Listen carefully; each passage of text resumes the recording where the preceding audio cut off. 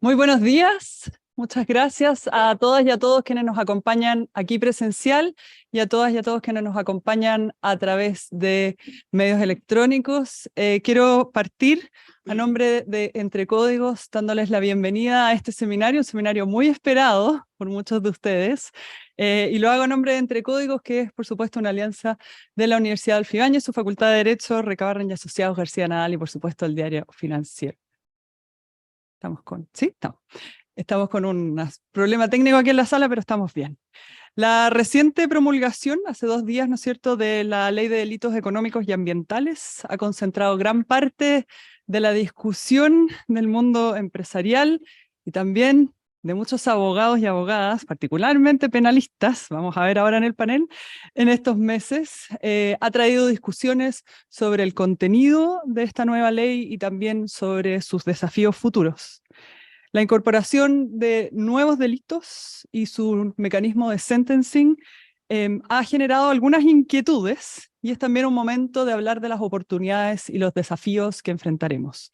Por supuesto, esta nueva ley, y uno lo vio en su tramitación desde fines del 2019, a principios del 2020, en que tuvo un apoyo transversal por todos los sectores políticos, se basó en la idea de mejorar la confianza en el sistema judicial, particularmente porque muchos de los casos sobre los cuales se basa esta discusión tuvieron un enorme efecto en la percepción pública de nuestro sistema judicial. Asimismo, otro objetivo que fue debatido durante su tramitación tiene que ver con la oportunidad de generar mayores confianzas también en el sistema empresarial. Hay muchos desafíos por delante, algunos se han hecho ver, por ejemplo, con riesgos de instrumentalización o la llamada litigación estratégica, particularmente por algunas de las tipificaciones que incluye, pero sobre todo riesgos de implementación asociados a la complejidad de estos delitos y de su tramitación, particularmente para las instituciones, incluyendo el Ministerio Público. Sobre todos estos desafíos es que vamos a hablar hoy en el panel. Quiero partir muy especialmente por agradecer a quienes nos acompañan, a Paula, a Carlos, a Javier y a Alex. Los van a presentar en un momento, están aquí a nuestro lado. Y por supuesto esta discusión también es una discusión no solamente sobre derecho penal, sino sobre la intersección y las oportunidades que existen en la interconexión entre los derechos y el derecho y los negocios, y los espacios que ahí requerimos una formación mucho más interdisciplinaria y una aproximación mucho más compleja. Nosotros, como Facultad de Derecho de la Universidad Adolfo Ibáñez, estamos embarcados en esto, no solamente a través de la investigación, sino a través de la formación, tanto en posgrado como ahora también en pregrado con una doble titulación. Así es que espero tengamos una muy buena foro de discusión. Estoy segura de que además de nuestros panelistas, habrán mucha participación de quienes nos acompañan aquí en la sala y por supuesto de quienes están acompañándonos a través del Zoom.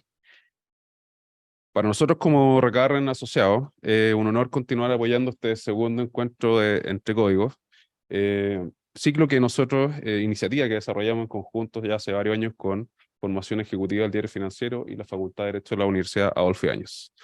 Agradecer de manera especial a los panelistas del día de hoy, Alex Van Wissel, socio del estudio Claro y Compañía, profesor de Derecho Penal de la Pontificia Universidad Católica; Javier Willenman, profesor asociado y director del Centro de Investigación y Desarrollo de Sociedad de la Facultad de Derecho de la Universidad Adolfo Ibáñez; Carlos Gajardo, abogado de la Universidad de Chile, especialista en delitos económicos, informáticos, lavado activo y corrupción, ex fiscal jefe de la Fiscalía de Alta Complejidad de Oriente; a Paula Vial, socia de Vial Asociados Abogados, además de ser profesora en la Facultad de Derecho de la Pontificia Universidad Católica. El encuentro de hoy se titula Desafíos y riesgos, la nueva legislación sobre delitos económicos y su impacto en la empresa. Bueno, quienes ofrecemos servicios jurídicos en el mercado, a las empresas y a directoras de empresas, hemos seguido con mucha atención el desarrollo de hoy día ley, promulgada por el presidente Boric recientemente. Esta ley cambia en algunos aspectos la ley 20.393 sobre responsabilidad penal de las personas jurídicas, sistematizando y estableciendo nuevas categorías de delitos económicos, ambientales, y introduciendo varios tipos penales nuevos y algunos bastante subjetivos, considerando altas sanciones y penas y un nuevo estatuto de agravantes y atenuantes. La nueva normativa modifica distintos tipos legales, distintos cuerpos legales, y que de alguna manera aumenta la responsabilidad de las empresas y sus administradores en la toma de decisiones. propone desafíos para el compliance de la empresa y también para los asesores. Vamos a tener que estar mucho más cerca de la toma de decisiones. Como Recabarren Asociados, nos orgullecemos de ser parte de estos encuentros. Agradecemos también especialmente a la editora jefe del Diario Financiero, Paula Vargas, quien modera también hoy día este encuentro, y a la Facultad de Derecho de la Universidad Adolfo Ibáñez y al Estudio García Nadal, quien se sumó a fines del año pasado como colaborador en este encuentro. Muchas gracias. Deseo la palabra a don Esteban. Bueno, muy buenos días a todos. Como García Nadal y compañía estamos muy contentos porque este era uno de los temas que nosotros teníamos particular interés en promover. Creo que tenemos una asistencia extraordinaria hoy día. Nunca habíamos tenido tantos asistentes presenciales y entiendo que hay como 500 personas o casi 500 personas conectadas. Así que agradecer también a los que están siguiéndonos a través de la señal de transmisión online. Yo en lo personal lo que quisiera compartir con ustedes es que mi aproximación a este tema de esta ley fue con algo de preocupación al principio. Me imagino que igual que ustedes han leído lo que ha salido en la prensa, han habido opiniones bastante, no sé si como que han generado cierto temor, diría yo, de lo que ha salido, yo diría, en las últimas semanas. Eso un poco nos generó este interés porque vimos que había realmente poca información, que no todos los abogados entendíamos bien cómo venía esta ley. Escuchamos posiciones que han incluso manifestado que esto va a ser un problema tremendo para los directores y para el funcionamiento de las empresas, que para poder tomar cualquier decisión se va a necesitar entonces tener la opinión de un experto, de un abogado penalista, que va a haber un tremendo riesgo para los directores y que van a subir sus dietas o van a renunciar a ser directores.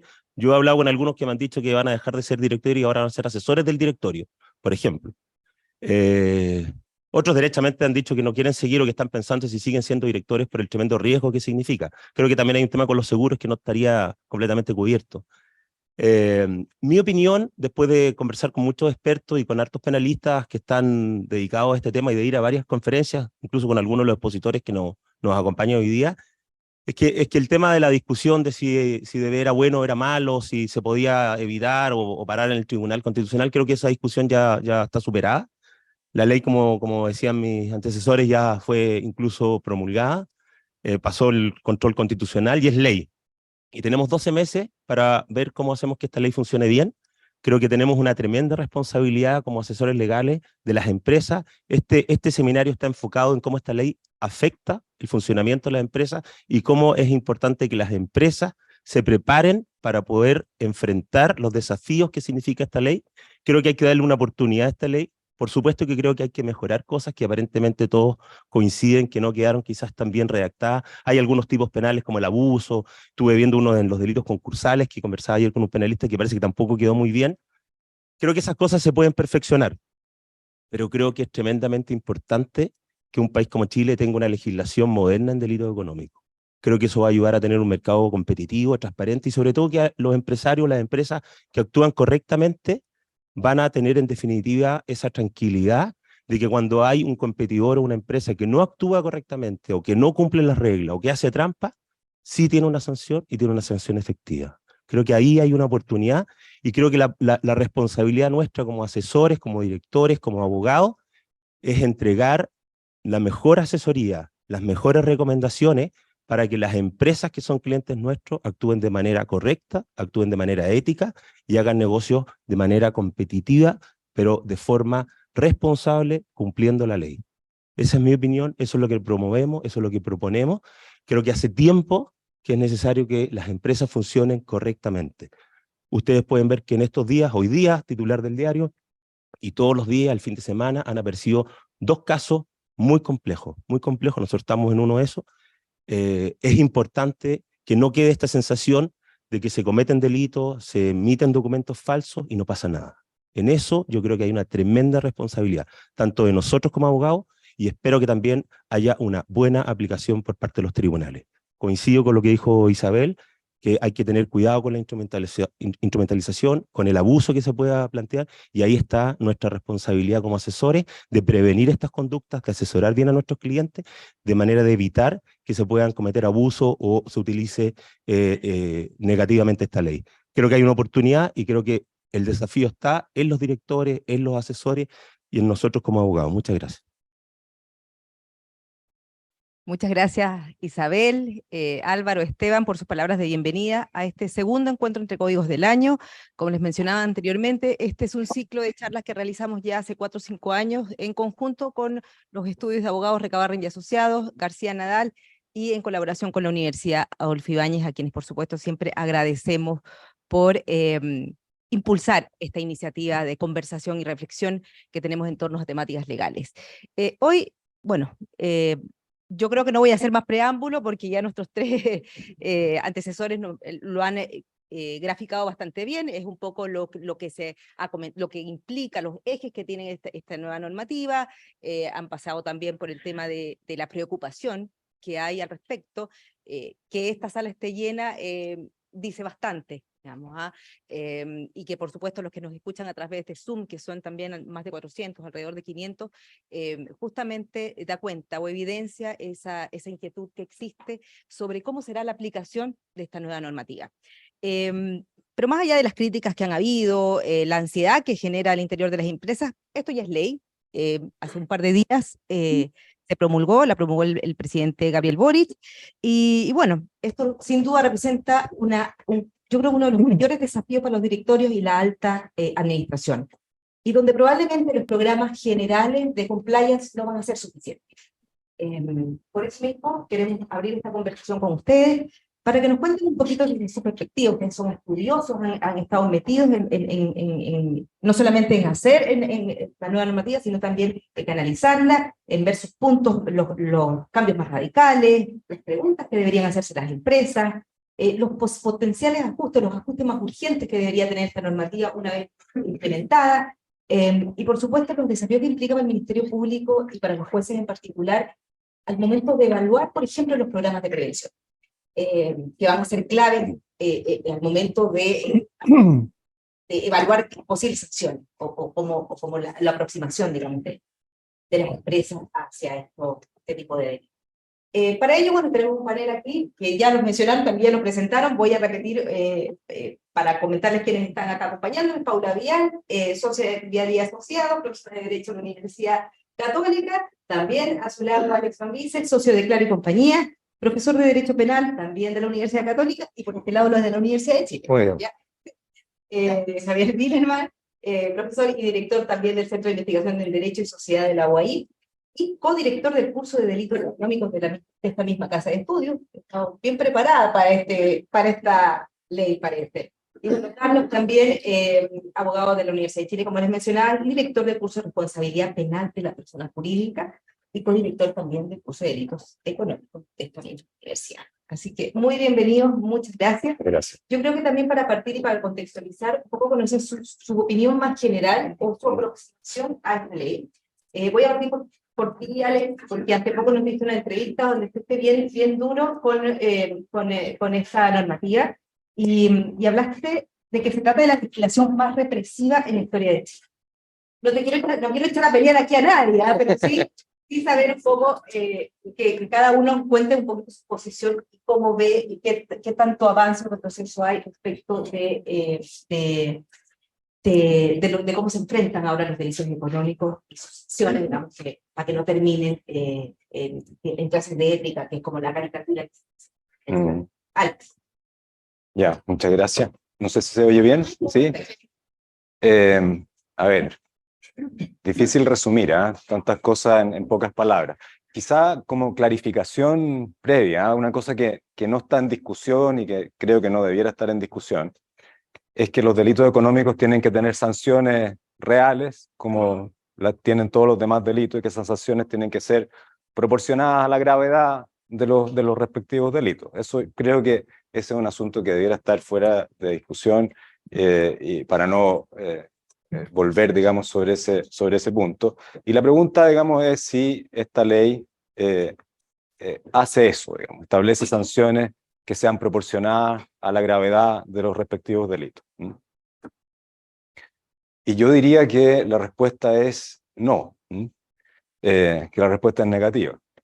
Esta ley establece, en definitiva, un régimen extraordinariamente duro respecto de lo que llama delitos económicos, en comparación con todos los demás delitos que están previstos en el sistema penal chileno. O sea, no hay un régimen más gravoso, digamos, que el que tienen los delitos económicos, de acuerdo a esta ley.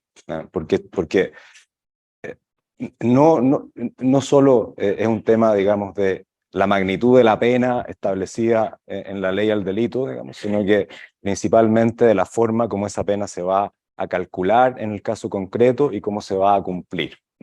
Entonces, de acuerdo a esta ley, si una persona ocupa una posición gerencial importante, digamos, de elevada jerarquía dentro de la empresa, o es director de esa compañía y está involucrado en un delito, tiene que cometer un delito, no es por tener la posición, ¿no? Basta que esté involucrado en una apropiación indebida de escasa entidad, digamos, para que tenga que cumplir la pena de 61 días, de 1 año, de 3 años, de 5 años, efectivamente en la cárcel.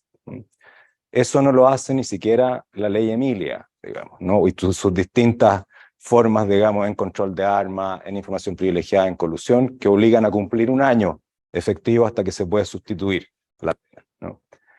Entonces, ¿qué efecto tiene? ¿Qué significa esto? Más que qué efecto tiene, porque el efecto es claro, ¿no? ¿Qué significa esto? Significa que el legislador acá apuesta una vez más por la cárcel como sanción, ¿no? Y la cárcel como sanción es algo que está bastante desacreditado, digamos, ¿no? en el concierto mundial, ¿no? ¿Está bien? No, sí.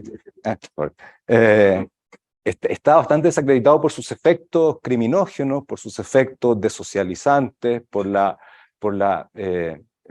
distintas consideraciones, digamos, de tipo personal, institucional, de lo que significa, digamos, el paso por la cárcel, y por eso es que los sistemas penales más desarrollados, digamos, van tratando de implementar otro tipo de sanciones. A mí me parece que en este ámbito serían particularmente relevantes las multas y las inhabilidades, que efectivamente en el proyecto están, pero con este otro uso de la cárcel, digamos que...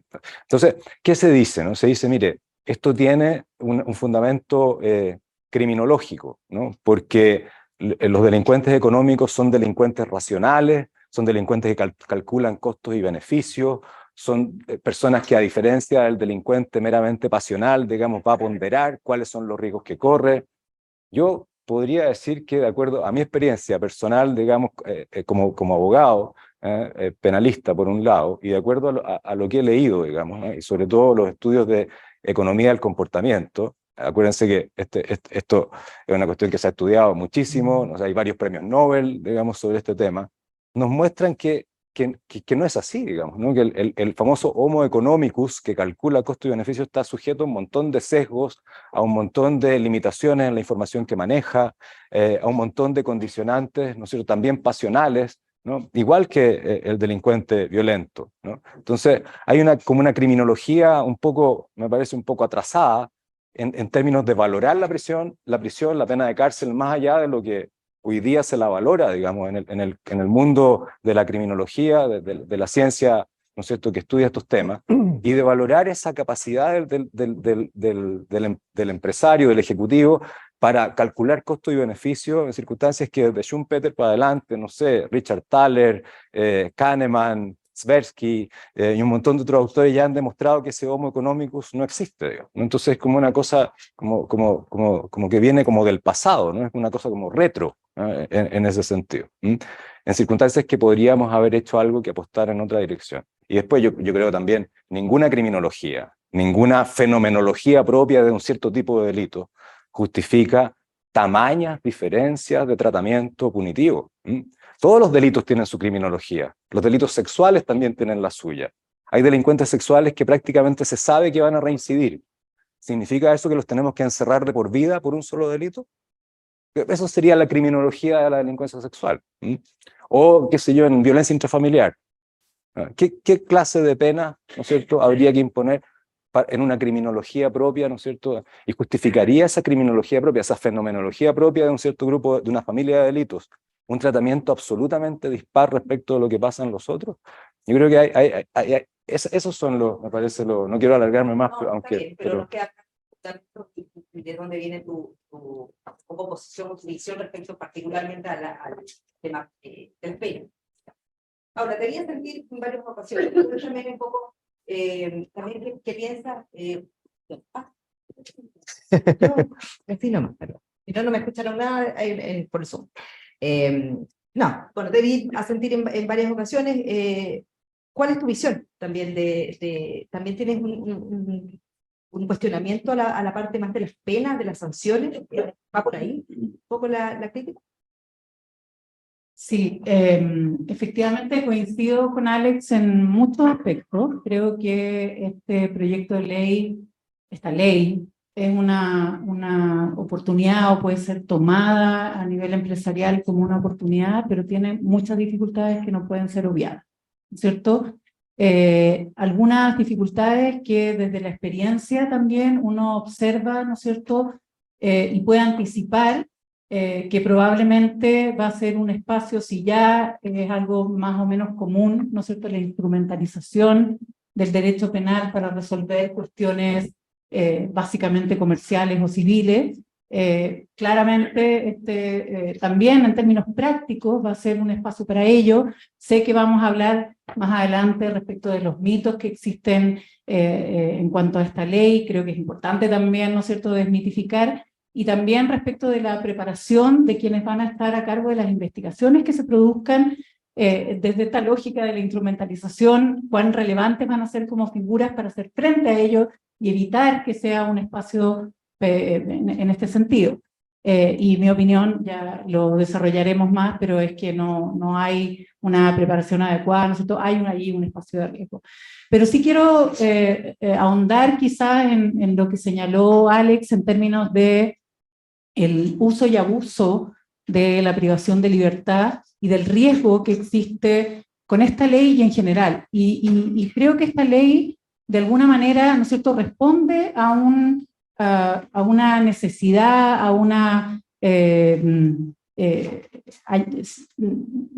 necesidad de muchos años de diferencias, ¿no es cierto?, que existía respecto de una sensación de desigualdad, de impunidad, pero lo hace efectivamente utilizando, habiendo una oportunidad clara de haber innovado, ¿no es cierto?, utilizando una herramienta clásica que claramente no ha mostrado ser eficaz, como es la privación de libertad, porque el riesgo es sin duda más alto de aquello. Pero más grave todavía, o en línea, en sintonía con aquello, es lo que está ocurriendo en términos generales en materia de legislación, ¿no es cierto?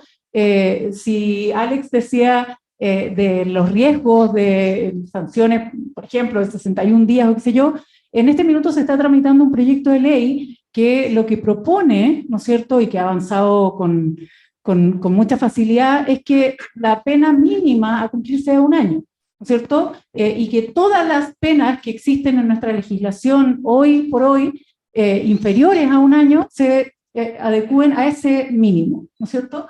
Y también en esos términos, lo que uno puede ver en términos comparados es que la única certeza probablemente que hay en términos penológicos es que las penas de corta duración no son efectivas, mucho menos en nuestro país, donde el sistema carcelario no rehabilita desafortunadamente. Uno puede en el papel poner lo que uno quiera a nivel de constitución, a nivel de ley, a nivel de reglamento, lo que sea, pero claramente en los hechos la ley no, o sea, la cárcel no rehabilita, y por lo tanto utilizar este recurso, fomentar aquello, a mí me parece particularmente riesgoso en un contexto en el que el daño reputacional, en el que el efecto en el empresariado desde una desconfianza inicial va a ser probablemente, ¿no es cierto?, en el trayecto. No necesariamente cuando lleguemos a término en los procesos, sino qué es lo que va a ocurrir mientras se investiga una denuncia, ¿no es cierto?, en un ambiente en el que claramente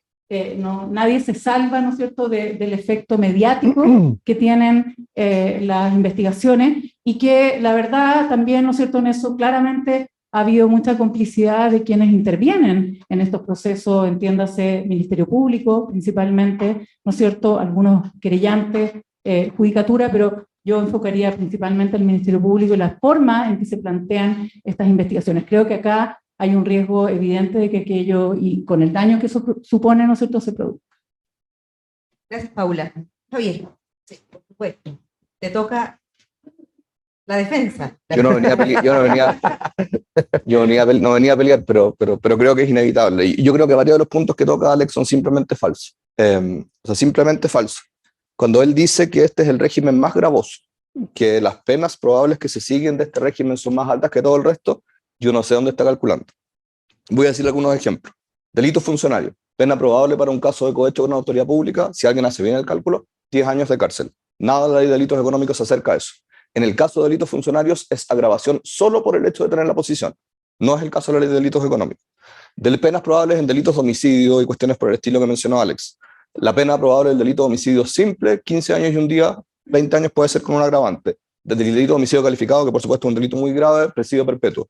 Todas esas cosas son absolutamente distintas e incomparables con lo que tiene lugar en esta pena. Entonces, el cálculo de que este es el régimen más gravoso que existe, yo no tengo idea de dónde sale. Creo que es una licencia retórica injustificable, que, insisto, no sé exactamente de dónde sale. Regímenes que suspenden la aplicación de penas sustitutivas existen por lo menos 9 en el derecho penal chileno. Eso incluye los delitos sexuales que mencionó Alex. Prácticamente todo el régimen penal chileno actualmente está salpicado de regulaciones distintas que miran a distintos ámbitos, en algunos casos con muy malas razones, en otros casos podemos discutir si son buenas o malas las razones, pero que las penas probables que se siguen de ellos son en general mucho más altas que las que se siguen aquí. El punto de Alex está en que, bueno, está bien, tal vez me concederían que la cuantía de las penas es más alta en esos casos, pero aquí hay una regla de que en ciertos casos no se pueden aplicar penas sustitutivas.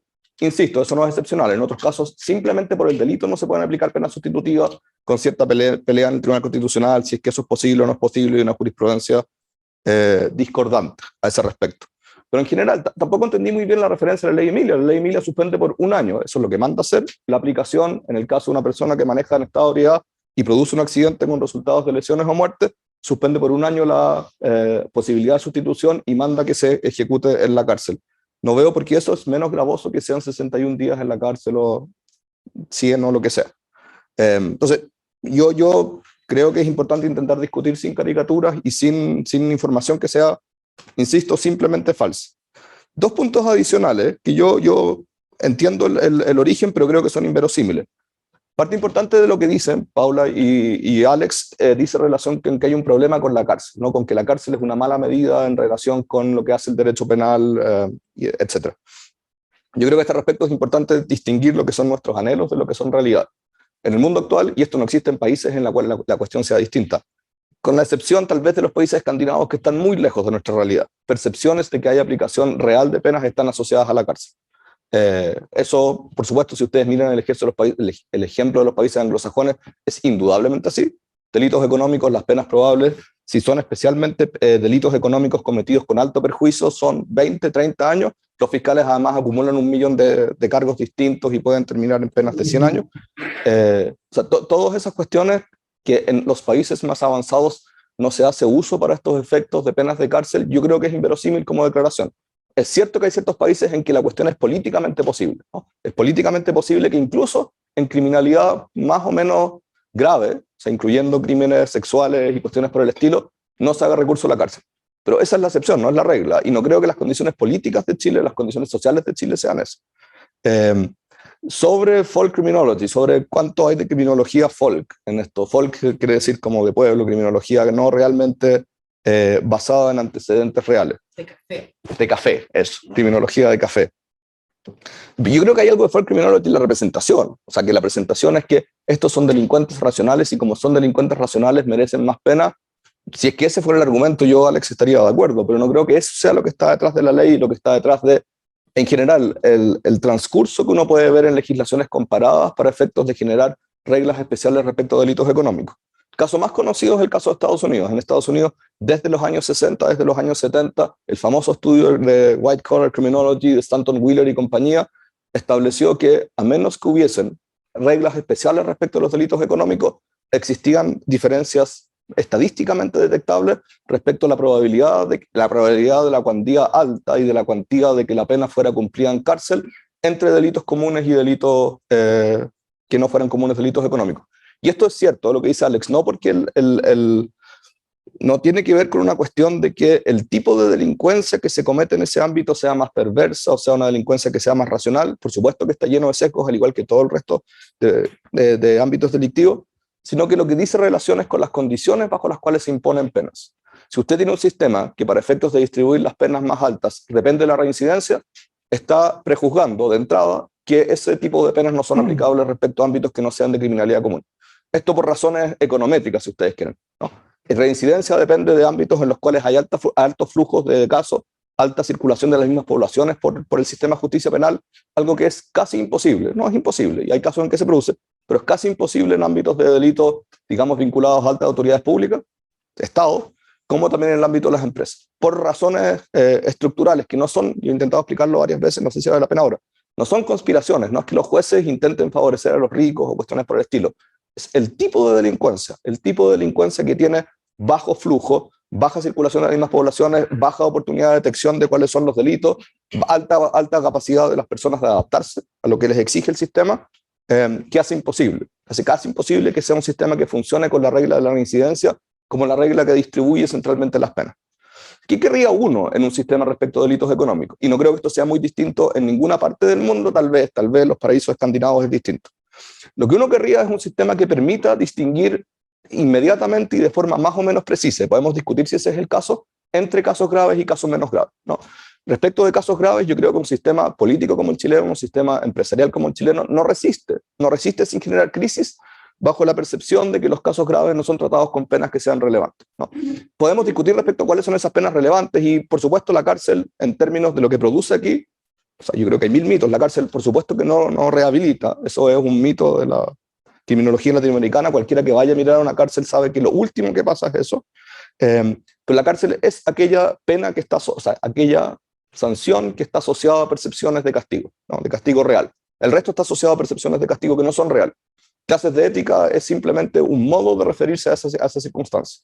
Lo que uno querría es un sistema que permita, y eso intenta hacer la ley, de nuevo después podemos discutir los mecanismos, un sistema que permita distinguir justamente, ecuánimemente, sin intentar tratar todos los casos como graves sin que lo sean, entre casos que tienen características por el modo en que se perpetraron, que lo hacen que sean graves, y en ese caso que se apliquen penas relevantes, y casos que no lo son y que permitan tratamientos más técnicos, ¿no? Yo, en lo que he visto en la discusión, y tal vez podemos ir a ese punto después, el punto en que se concentra la discusión sobre si la pena es demasiado estricta está dado en la agravante muy calificada de la participación de una posición jerárquica superior, ¿no? Algo puedo decir respecto a eso después, ¿no? Que ese puede ser el ámbito en el cual, por buenas y malas razones, se concentran las críticas como que esto puede ser excesivo. En el resto, me impresiona al revés. Creo que la mecánica que ofrece la ley de delitos económicos es mucho más fina que lo que ofrece cualquier régimen de determinación de la pena alternativo que hay en el derecho penal chileno. Y con eso me callo. Perfecto. Hay harto tema para discutir, para complementar, para debatir, pero vamos primero por Carlos. Bueno, yo lo primero que quiero decir como opinión general es que por supuesto me parece un avance la ley, ¿no es cierto? Y como muy bien se explicó, sobre todo por Isabel, esto tiene un origen, una causa, ¿eh? Llevamos mucho tiempo en el país con respuestas insatisfactorias para el grueso de la población de cómo se resuelven los delitos económicos. Eso tiene un impacto directo en la percepción de la ciudadanía respecto a la justicia. Las encuestas que hace la OECD muestran que Chile tiene consistentemente niveles de confianza en la justicia cercanos al 15%, los más bajos comparados incluso en Latinoamérica, de los países en Latinoamérica, más bajo que Perú, que Colombia, que Brasil, que México, ¿eh?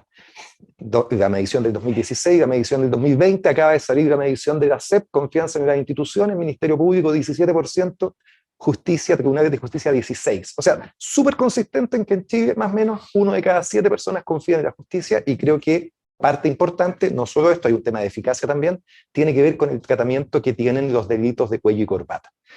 Esto hizo crisis de alguna manera para el estallido social, y por eso un grupo transversal de parlamentarios llega a esta ley con muy buenos asesores, varios de ellos de esta misma casa de estudio además, entre ellos Javier, y se llega a esta ley con un acuerdo bastante transversal, ¿no? Entonces, yo lo valoro como algo muy positivo porque es un esfuerzo por mejorar esta situación, pero manifiesto mi escepticismo, ¿no?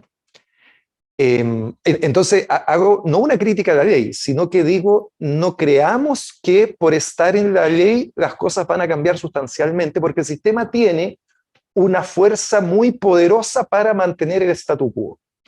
Y esto lo hemos visto en nuestras situaciones anteriores y por eso creo que es bueno hacer memoria, ¿no? En Chile, el año 2009 se publica la Ley de Responsabilidad Penal de Personas Jurídicas y quizás muchos podrían haber hecho las mismas críticas que hace Alex hoy día, ¿no es cierto? Esto es un sinsentido, las personas jurídicas no pueden tener responsabilidad penal, etcétera, va a generar riesgos, nadie va a querer ser director de una empresa, etcétera. Uno podría haber escuchado estas mismas críticas. Y lo cierto es que han pasado 14 años y solo hemos tenido condenas a personas jurídicas por un delito específico, por delitos de cohecho, y condenas, digámoslo, bastante modestas, ¿no es cierto? Básicamente penas de multa que han sido insignificantes para el patrimonio de las compañías. Otro ejemplo, delito de colusión. En 2016 se anuncia con bombo y platillo, se acabaron las clases de ética para los delitos de colusión, se criminaliza la colusión, 10 años de cárcel para el que colude. Estamos en el año 2023, ni siquiera se ha iniciado un caso penal por colusión, ¿no? Y uno puede hacer este mismo análisis con otras normas que han intentado cambiar positivamente, de castigar más efectivamente los delitos económicos, y esto en general no ha sucedido. Entonces, me parece un gran avance esta ley, pero la miro con escepticismo. Esto requiere, ya lo vamos a hablar después, ¿no es cierto?, mucha preparación, mucho entendimiento de la normativa, de los actores, del Ministerio Público, de los jueces, de los abogados, sin duda, y eso es una tarea ardua. Respecto a los efectos que tiene que efectivamente el derecho penal incida en las conductas posteriores de las personas en temas económicos, compartiendo, ¿no es cierto?, lo difícil que es hacer ese análisis, yo quiero ponerle un ejemplo de algo que sucedió en Chile, ¿no? El año 2015 en Chile tuvimos una persecución penal contra un delito económico específico que fue conocido popularmente como las boletas ideológicamente falsas, que hasta el año 2015 eran de muy frecuente ocurrencia. Probablemente todos deben conocer casos de gente que lo hacía sin muchos miramientos. Bueno, bastó que el Estado hiciera una persecución intensa en un caso por boleta ideológicamente falsa, 1 2 3, y creo que nadie podrá desconocer que a partir de ese momento ese fenómeno cambia. No diría que desaparece, pero la ocurrencia de ese delito disminuye considerablemente, y medido en cifras, durante los ejercicios tributarios de los 2 años siguientes, 2015 y 2016, la elusión por esos motivos bajó 2 puntos porcentuales, muchísimo dinero, ¿no? 2 puntos porcentuales cada año, un montón de millones de dólares. O sea, digo, el derecho penal en temas económicos tiene influencia cuando es ejecutado, ejercido en el comportamiento futuro de las personas. Respecto sobre todo a las aprehensiones que tiene Alex, que me parecen obviamente legítimas, ¿no? De decir, oye, pero esto genera un sistema extraordinariamente represivo en contra de otras conductas, yo de nuevo lo matizaría. Lo primero que hay que decir es que esta no es una ley que aumente penas, que es lo que tradicionalmente se ha hecho en nuestro sistema, ¿no? Tradicionalmente en nuestro sistema, cuando se quiere endurecer una política penal, lo que se hace es subir las penas. Y tenemos montones de leyes en delitos sexuales, delito de homicidio, en delitos funcionarios, ¿no es cierto?, en que se han ido subiendo progresivamente las penas, y la consecuencia, sobre todo en delito económico, es que no ha habido mucha diferencia. Aquí lo que la ley, en lo que innova, es que establece un sistema diferente de atenuantes y agravantes, muy interesante, y un sistema diferente de la manera en que se cumple la ley. Se elimina para estos efectos la ley 18.216, ¿no es cierto? Se crea un sistema distinto y se cambia completamente el sistema de atenuante y agravante en una cosa que yo cuando la digo la gente no me la cree, ¿no es cierto? Le digo, se eliminó el reprochable de conducta anterior, y la gente se espanta, dice, pero ¿cómo? ¿Ya no hay reprochable de conducta? No, ya no va. Entonces, y lo que quiero decir respecto a ese punto es que el sistema permite 3 formas de cumplimiento alternativo, ¿no? No es que toda conducta vaya a terminar en la cárcel. Se mantiene la remisión condicional con algunos requisitos distintos y se establecen sistemas de arresto domiciliario y en lugar especial. Y fíjense que un delito como el que planteaba Alex, digamos, ¿no es cierto? Así que cualquier hecho pequeño cometido por una autoridad importante puede terminar con una pena efectiva de cárcel. Bueno, porque la ley establece la posibilidad de que cumpliendo atenuantes tenga un beneficio alternativo, ¿no? Básicamente el artículo 14 que lo que exige es que se tomen medidas de prevención o mitigación, o sea, incentiva a que al que ha cometido el delito luego intente mitigarlo. Y si lo hace, puede optar al beneficio. O sea, a mí me parece eso que está perfecto, ¿no? Y que puede obtener un beneficio de revisión condicional. No es cierto que, y esto no va a pasar, si no nos saquemos la suerte entre gitanos, no va a pasar que conductas de menor entidad terminen con personas en la cárcel, porque el sistema no lo va a permitir, pero además porque en la ley están establecidos los mecanismos para que así suceda. Nosotros hemos tenido en nuestro sistema actual un sistema que, sobre todo por el juego de atenuantes y agravantes, hace muy difícil que un delincuente económico termine en la cárcel. Sobre todo porque hay 3 atenuantes del Código Penal que la mecánica en que han funcionado los tribunales de justicia implica que se otorgan casi automáticamente. La irreprochable conducta anterior, donde pudiendo analizarse un sinnúmero de formas de ver si eso se cumple o no, si una persona tiene una irreprochable conducta anterior, la jurisprudencia de los tribunales, conteste y nadie lo discute, establece que basta que tú tengas tu extracto de filiación inmaculado, ¿cierto? Y listo. Pudiendo existir otro montón de formas de haber discutido que una persona tenía irreprochable conducta anterior, por ejemplo, el delito económico con una sanción administrativa. Uno dice, no, tiene una sanción administrativa, económica, ya no tiene irreprochable conducta anterior, no importa nada. O piensen lo que sucede en los delitos reiterados. Una persona puede cometer delitos el 2016, 2017, 2018, 2019, 2020, 2021, 2022, 2023. E incluso para el delito del 2023, la ley sigue considerando que tiene irreprochable conducta anterior, ¿no es cierto? Lo que digo, podríamos haber, con estas mismas normas, haberlas interpretado de una manera distinta, que hubieran permitido, ¿no es cierto?, que las atenuantes no se hubieran entregado de una manera tan automática. Y lo mismo para colaboración sustancial, donde los que tenemos experiencia litigando, ¿no es cierto?, basta que un imputado se siente, declare, se sitúe en el lugar y niegue los hechos, para que el tribunal diga, sí, colaboró sustancialmente porque se situó en el lugar. Y con eso ya se le otorga el atenuante. O la reparación celosa del mal causado, donde basta que haya una pequeña consignación, a veces irrisoria, para que un tribunal diga que concurre el atenuante. Lo que quiero decir es que las normas que están en el papel deben ser interpretadas por los tribunales de justicia, por los actores, y en esa interpretación nos vamos a jugar si efectivamente esta ley efectivamente funciona y cumple el objetivo, que creo que en eso sí estamos los 4 de acuerdo, que es que los delitos graves sean juzgados de manera contundente y en los delitos menos graves, por supuesto, ocurra una diferencia, ¿no? Yo creo que ese principio, siguiendo de nuevo las palabras de Alex, que lo da como una declaración inicial, ¿no es cierto? En eso estamos todos de acuerdo y yo creo que esta ley contribuye a ese propósito. Gracias, Carlos. Yo creo que estamos claros con las posiciones de cada uno. Alex, o Pablo también me decía que te quería hacer un comentario particular respecto de la parte que se refirió Carlos de atenuantes. Sí, yo quiero recordar de Carlos desde su propia experiencia, porque creo que el riesgo evidente de una legislación como esta es un riesgo práctico que tiene que ver con cómo se va a aplicar y cuál va a ser el tránsito que va a recorrer una causa, una investigación, hasta que finalmente se falle. Entonces, la forma en que se planteen las investigaciones, ¿no es cierto?, la forma en que los fiscales planteen una situación, a mí no me cabe duda, por experiencia, que probablemente va a ser mucho más dura. El juego de normas de atenuantes y agravantes, ¿no es cierto? Es verdad que los delitos no aumentan su penalidad, pero las reglas de determinación que sí cambian y hacen que efectivamente el panorama sea un panorama más riesgoso en términos de suponer cárcel, ¿no es cierto?, va a ser que, por ejemplo, probablemente en la discusión de medidas cautelares, prisión preventiva particularmente, ¿no es cierto?, el escenario sea un escenario que no seamos.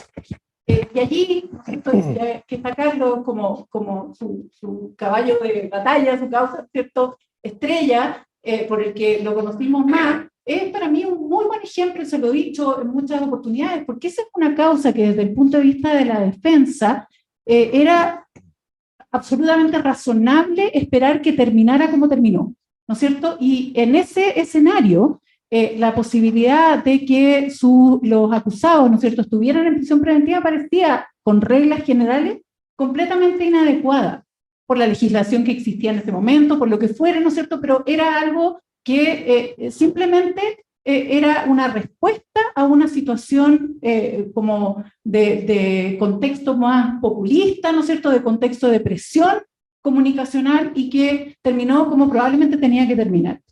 Entonces, el riesgo de que ahora tengamos situaciones similares, dado el juego de reglas para la determinación de la pena, a mí me parece súper grave. Y por eso sí creo que hay que llamar la atención, ¿no es cierto?, en términos, en un espacio además, como ya lo dije antes, donde la litigiosidad es mucho más probable, porque es un espacio en donde es mucho más razonable esperar que haya contrapartes que tengan abogados, que puedan presentar querellas, ¿no es cierto?, y donde haya una discusión jurídica mucho más intensa que en otros ámbitos de delito, y por lo tanto, con ello, ¿no es cierto?, un riesgo de instrumentalización del sistema mucho mayor. Entonces, sin ser fatalista, porque sí creo que efectivamente hay mucho que hacer y quizás era la invitación de este encuentro, ¿no es cierto?, en términos de ver qué oportunidades podían tener las empresas en términos de prepararse durante este tiempo que hay de vacancia para hacer frente a un desafío indudable que es un comportamiento ético del sector empresarial, un comportamiento acorde a las normas. Haciendo este llamado, me parece que sí hay que tener en el panorama estos riesgos, estos llamados de atención para quienes van a intervenir en estas investigaciones, ¿no es cierto?, y lo que eso puede suponer en términos de daño reputacional, porque muchas veces en estos casos, el efecto más dañino está en el transcurso, en el trayecto, ¿no es cierto?, hasta antes de llegar a un término del conflicto, que efectivamente en la sentencia. Oye, yo sí, a ver, Javier me ha dicho, supongo que imputa un error, digamos, en la forma en que yo calculo las penas. Me parece una excelente oportunidad para clarificar esto, a ver si logramos aquí entre todos descubrir, digamos, cómo funciona este sistema de penas, para ver quién tiene la razón, porque quienes promovieron esta ley y la impulsaron han dicho muchas veces que esta ley no aumenta las penas, que es una forma bien particular, digamos, de describir, digamos, lo que hace la ley. De partida porque sí las aumenta en varios delitos. Y las baja en otros, pero aumenta penas en varios delitos y establece, yo no, en algún concursal de los veedores y liquidadores, me acuerdo, no sé si en información privilegiada, no me acuerdo, pero sí hay aumentos de pena. Muy algo marginal. Desde luego crea multas y crea inhabilidades donde no las había. ¿Ya? Pero más allá de eso, ¿qué pasa con el sistema? Vamos al homicidio, que parte en 10 años y un día. Un señor que está acusado por homicidio va a alegar, ¿no es cierto?, que él no tiene condenas previas. Va a alegar, si hace una buena declaración, ¿no es cierto?, que tiene colaboración sustancial. A partir de 2 atenuantes, los tribunales pueden bajar la pena en 1, 2 o 3 grados, dice la ley, si es que no hay ningún agravante. Y por lo tanto, y puede tener alguna más, entonces vamos a terminar con este señor que tiene una pena de 10 años y un día, vamos a terminar con una pena de 3 años y un día. Claro, que puede ser que, pero puede ser que por razones políticas, etcétera, bueno, el tribunal no lo imponga, no sé qué, 1000 razones, etcétera, pero la ley le permite hacerlo, y en un caso donde el tribunal entienda que se produjo efectivamente un homicidio, pero las circunstancias no eran, ¿no es cierto?, excesivamente reprochables, etcétera, termina esa persona cumpliendo una sanción, digamos, que después la ley 18.216 le va a bloquear el reemplazo, etcétera, pero puede terminar, ¿no es cierto?, cumpliendo una sanción mucho menor que esos, ¿no es cierto?, 10 años y un día de los que estábamos hablando inicialmente. ¿Qué va a pasar acá, en cambio? Una estafa de mediana cuantía, con rango de pena 3 años y un día 5 años, cometida por un gerente, en el cual, además, digamos, probablemente va a decir, oye, participó, digamos, una persona de rango inferior que fue de alguna manera presionada para participar, porque la presión va a existir siempre, miremos la jurisprudencia laboral, va a existir siempre la presión del superior respecto del inferior. 2 agravantes muy calificadas. Ese señor no tiene, aunque tuviera una sola, ese señor no tiene ni una posibilidad de no cumplir la pena de 5 años en libertad. Ninguna. No, es que ¿qué atenuante? Puede tener atenuantes. Ya, ¿qué atenuantes puede tener? Delación compensada. A criterio de la fiscalía, si delató suficientemente o no, qué sé yo, enchocó los antecedentes del hecho, permitió precaver otro hecho, no sé cómo en una estafa eso se podría configurar. Que no sabía lo que estaba haciendo, que actuó por un fin de necesidades económicas de un tercero, altruista, que tomó medidas para impedir la generación de daños cuando la estafa ya se produjo. Aquí no replicaron la atenuante de procurar con celo reparar el mal causado. Crearon una atenuante distinta de impedir los daños, la generación de daños. A lo mejor quisieron decir lo mismo, pero lo redactaron de manera distinta. Vamos a ver cómo lo aplican los tribunales. Entonces, las atenuantes bajo esta ley son unas situaciones bien especiales de personas que no saben lo que hacen, que como Robin Hood cometen delitos económicos en beneficio de un tercero, que están bajo presión, digamos, desde arriba, ¿no? O que hacen una delación compensada, ¿no? Y las agravantes se tienen por el solo cargo, ¿no? Se tienen por la sola cuantía. O sea, es cierto que la cuantía por una agravante muy calificada son 3,2 millones de dólares más o menos, pero en una negociación incompatible del 240 número 7, donde no se cumplió formalmente con los requisitos de una OPR, de acuerdo al derecho corporativo, los 3,2 millones de dólares los podemos tener bien rápido. Y va a tener un agravante muy calificada al director, porque no, pero es que tiene que actuar dolosamente. Sí, pero resulta que no se cumplió formalmente los requisitos de la OPR, y resulta que la operación lo beneficia a él, ¿no? O a una sociedad en la que tiene participación. Vaya a explicar usted que fue un error, digamos, ¿no? Que fue una equivocación. La entrega de información falsa, ¿no? Claro, tiene que ser súper dolosa, pero si resulta que justo esa falsedad beneficia a la compañía, porque no, mira, no era claro lo que... Ya, vaya a explicar que fue un error. Las consecuencias que va a tener el delito de administración desleal. ¿Saben ustedes cómo está redactado el delito de administración desleal? Que viene de antes, esto no es de la ley. Lo que pasa es que ahora las consecuencias van a ser de otra índole, digamos. Está redactado en términos de que comete administración desleal quien realiza cualquier acto, ¿no? Que sea manifiestamente contrario al interés del titular del patrimonio. Cualquier acto. Ni siquiera un acto abusivo, ni siquiera un acto donde yo tengo unos poderes, digamos que esa es la otra hipótesis, tengo unos poderes y los excedo. No, cualquier acto, ¿no? Entonces, oye, que me digan, esto no, es que no sube las penas. No, pero perdóneme, digamos, o estoy equivocado en el cálculo, Javier. A ver, ¿por qué? Es cosa de ver primero los sesgos de los dos casos. Homicidio se aplica automáticamente dos atenuantes. No se aplica ninguna de las miles de agravantes que hay respecto al homicidio, de las calificantes. Ese es el ejemplo algo sesgado a ese respecto.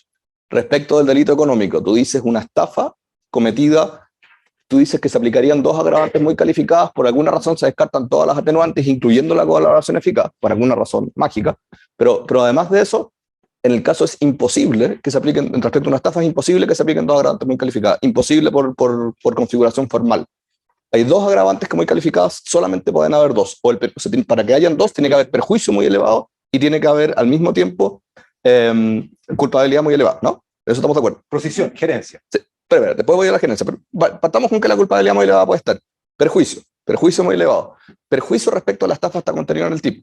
Estando contenido en el tipo, respecto a la estafa, es claro en la ley que no puede aplicarse. El caso específico de la estafa, que por ejemplo me puede decir que es trampa, porque la estafa, en la estafa como en la pena se gradúa en relación con la cuantía del tipo, no se puede grabar por perjuicio muy calificado. Por definición, en la estafa solo puede haber una. Y esa, al principio, yo diría, súper fácil compensarla con cualquiera de los otros atenuantes, cosa de que haya cooperación eficaz. Lo que típicamente le conviene a los fiscales, procedimiento abreviado, irse en un caso más simple. Cuando hay tanta complejidad de producción de pruebas, eso está demostrado en la literatura empírica, el principal predictor de cooperaciones eficaces y de procedimientos abreviados en Estados Unidos, plea bargain, está dado por complejidad del caso. Entonces, yo diría, en ese caso es extremadamente improbable que la pena termine siendo una pena de cárcel en casos de estafa. Pero en un procedimiento abreviado vas a tener que lograr un acuerdo Sí, que sea por supuesto. superior a 3 años. O sea, desde el vamos vas a tener un límite si no quieres 5, que... inferior a 5. No, porque si no vas a tener que cumplir la No. pena de manera efectiva. No, inferior a 5. No, se aplica. no va a tener su libertad vigilada. Sí, pero tienen las reclusiones parciales en vez de eso ¿Y desde cuándo estar privado de libertad en alguna parte del tiempo no es una privación de libertad? O sea, de que hay penas, por supuesto, pero yo creo que esta idea de que uno puede zafar cuando comete delitos sin que pase nada que sea relevante es una idea que es políticamente irresistible. Yo no voy a dividir en esta. No soy la persona indicada para dirimir en este conflicto de las atenuantes y agravantes de las penas. Yo creo que cada uno de ustedes son muchísimos más y ustedes son abogados que tienen siempre atenuantes y agravantes que van a usar a favor o en contra. Pero sí, avancemos un poquito más, que hay un público que trabaja en empresas, que en el fondo está preocupado porque cómo va a implementar esta nueva normativa, o cómo identificar el principio de los riesgos, y cómo puede ir mejorando sus sistemas o programas de compliance, que yo creo que es lo más relevante para ellos en esta primera etapa, digamos, de lo que viene en los próximos 12 meses. Cómo fortalecer estos sistemas, estos programas de cumplimiento. Partir por preguntarle, no sé si a los más corporativos, en el caso de Alex, ¿cómo identificar estos riesgos de los diversos tipos penales en relación a las actividades habituales o esporádicas, de acuerdo a los nuevos delitos que se incorporan? Porque no solamente son las actividades habituales, también esporádicas, las que no necesariamente son del giro directo, en el fondo. Y eso, pues, ¿cómo tú ves que esto puede cambiar el funcionamiento de las empresas? A ver, yo no tengo la idea de que la ley venga a cambiar radicalmente el sistema de prevención de delitos, y que si antes esto era como un checklist formal, de pronto va a pasar a ser algo real y efectivo. Yo no creo que ahí esté el gran cambio de la ley, porque hoy día tampoco es algo formal, digamos, ni un mero checklist, no debiera ser, digamos, ¿no? Pero evidentemente que hay un desafío grande del momento que si hoy día son 20 los delitos base de la Ley de Responsabilidad Penal de Personas Jurídicas, y ahora van a pasar a ser 230, digamos. Ahora, claro, uno dirá, hay delitos que no todos se aplican a todas las empresas porque dependen de los riesgos que tienen, digamos, de los giros que desarrollan, pero hay muchísimos delitos que son propios, digamos, del giro ordinario de cualquier empresa que maneja platas, digamos, y que tiene que lidiar con caja y con posibilidades, digamos, de fraude. O sea, al final va a ser efectivamente un número bastante mayor, digamos, de delitos que hay que poner atención de los que hay hoy día. Yo creo que los encargados, digamos, de compliance, los responsables de compliance en las empresas van a pasar a ser personas muy importantes, digamos, ¿no? O sea, van a tener un rol muy relevante, van a tener una, entre comillas, digamos, no en el mal sentido, pero una burocracia importante, digamos, alrededor de ellos, y evidentemente va a haber que ir detectando, de acuerdo a los procesos y a las actividades que realiza cada compañía, dónde están sus principales riesgos para cada uno de los delitos. Pero creo que en eso no debiera haber mayor novedad. Sí creo que hay otras cosas que son complejas, digamos, porque, por ejemplo, hoy día, para que la responsabilidad penal de la empresa tenga lugar, el delito lo tiene que cometer alguien que está vinculado, ¿no es cierto?, a esa empresa de una manera relativamente intensa, ¿no? Con el cambio que hicieron ahora en la ley, cualquier persona puede gatillar la responsabilidad penal de la empresa si es que gestiona sus intereses frente a terceros, con o sin representación. Entonces el abogado, el procurador, el arquitecto en una inmobiliaria, el contador, en fin, personas, digamos, que le prestan servicios a la empresa, van a poder generar, digamos, su responsabilidad penal. Si uno lo entiende esto, por ejemplo, en el cohecho, ¿ya? Se le paga una coima al director de obras, qué sé yo, y no la paga a alguien de la empresa, sino que la paga este gestor de intereses, ¿no? Ya, yo lo entiendo, pero fíjense que, o sea, los delitos son 230, digamos, ¿no? Y el cohecho uno solo de ellos, ¿no? Cuesta imaginarse, o sea, habría que aquí sentarse y hacer esa pega, a qué abismos, digamos, se va a extender la responsabilidad penal de la persona jurídica, si esta responsabilidad se va a poder desencadenar por la actuación de un tercero que gestiona sus intereses de cualquier manera, digamos, incluso sin representarlo. Yo creo que ahí hay un... Ahora, por ejemplo, ¿quiénes? Porque se habla que de los directores, los altos ejecutivos son como los más expuestos. ¿Es tan así? ¿Ellos son los que deberían tener más foco o preocupación respecto de cómo van de su actuar, en el fondo, respecto de cómo se van a enfrentar a este riesgo que tienen en su campo? ¿Es tan así? O sea, ¿son ellos? A lo mejor, bueno, Javier, tú puedas darle un poquito más, digamos, desde cómo la ley fue creada, en el fondo.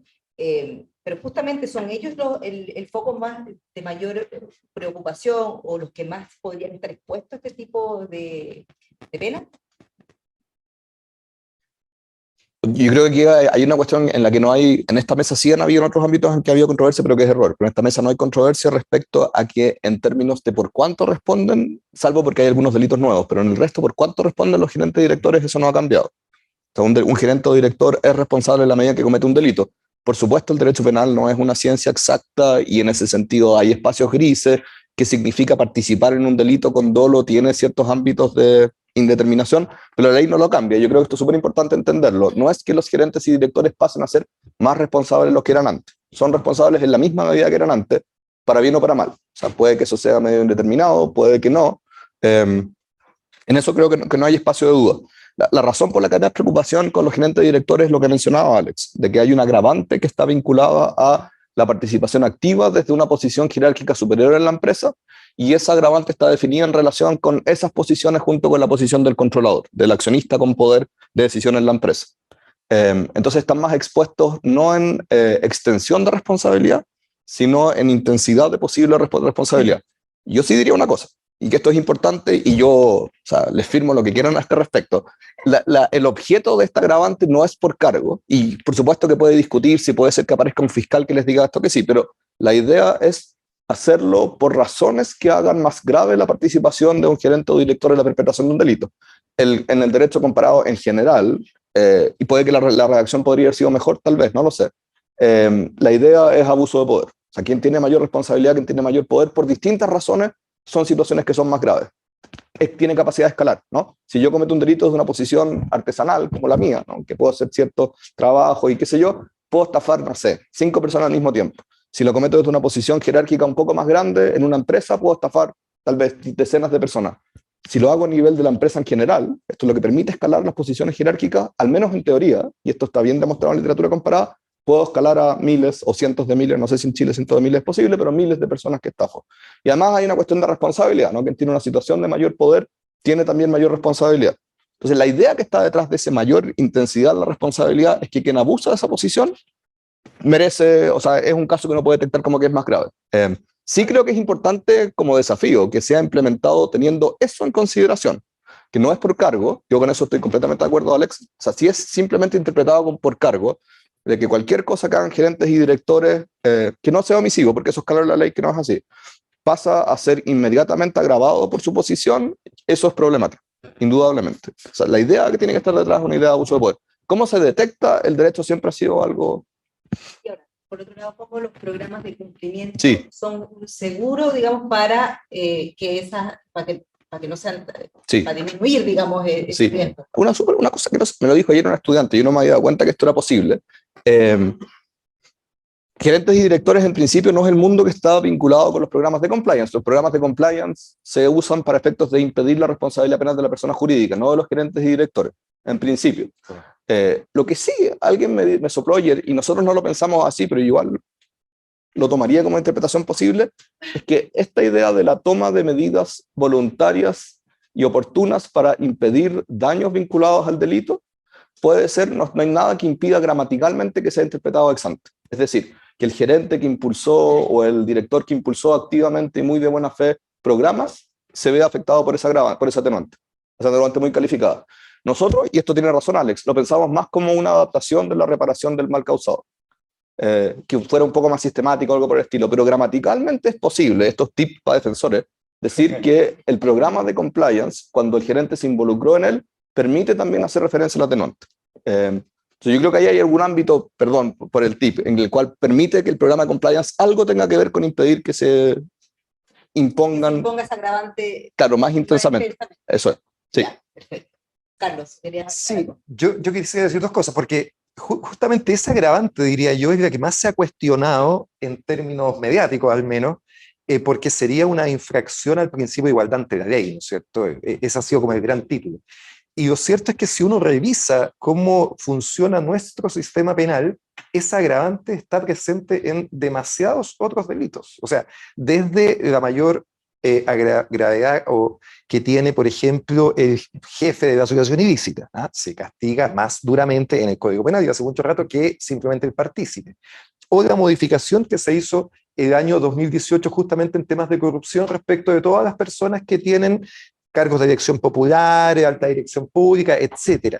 Es decir, existe en nuestro sistema, y a mí me parece que eso es adecuado, que efectivamente las personas que abusan de su poder estando en una posición de superioridad en distintos ámbitos, en una asociación criminal, en el Estado o en una empresa, sean castigados más severamente, y eso, insisto, me parece de toda lógica. Al contrario, me parece que contraviene el principio de igualdad ante la ley si es que dos personas con tan disímiles niveles de responsabilidad terminaran siendo sancionados igual.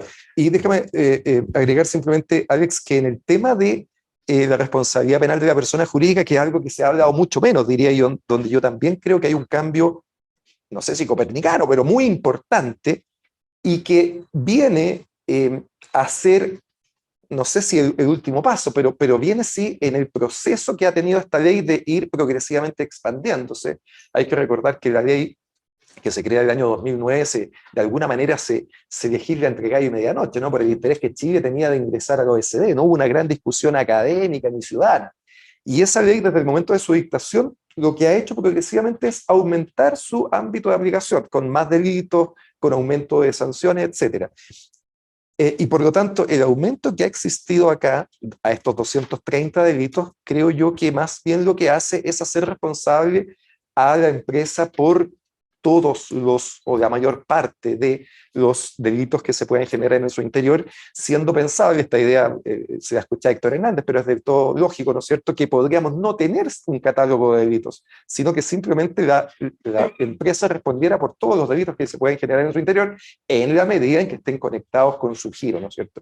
Y efectivamente se amplía, además de ampliarse el catálogo de delitos, se amplía el número de personas respecto de las cuales la empresa termina finalmente siendo responsables, se elimina el requisito, y esto es fundamental para que la ley funcione, de que exista este interés de provecho, beneficio de la empresa, ¿no? Que es justamente lo que ha impedido que se aplique a otro tipo de casos. Ese es el requisito por el cual solo han prosperado casos de cohecho o de soborno en ley de responsabilidad penal de la persona jurídica. Esto ahora se elimina y por lo tanto efectivamente debiéramos comenzar a ver en algunos años más, digamos, esto no va a ser pronto, casos de imputaciones por otro tipo de delitos.